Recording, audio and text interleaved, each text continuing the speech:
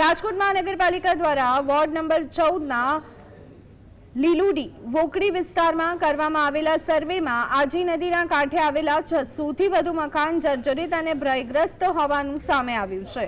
Mayor Nayanaben પેઢડિયાએ જણાવ્યું કે આ મકાનમાં રહેનારા લોકોને નોટિસ આપવામાં આવી છે।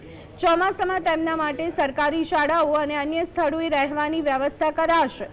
રાજકોટમાં કુલ 3176 ભયગ્રસ્ત આવાસો આવેલા છે। લોકોને સમજણપૂર્વક આવાસ ખાલી કરવા અપીલ કરવામાં આવી છે, જેથી વરસાદી આફતમાં જાનમાલનું જોખમ ટળે।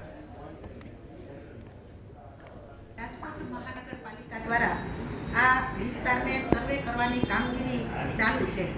આ સર્વે કામગીરીમાં કુલ 623 જેટલા મકાન અને ઈમલા છે કે જેને નોટિસ આપી અને સ્થળાંતર કરવાની જરૂર છે।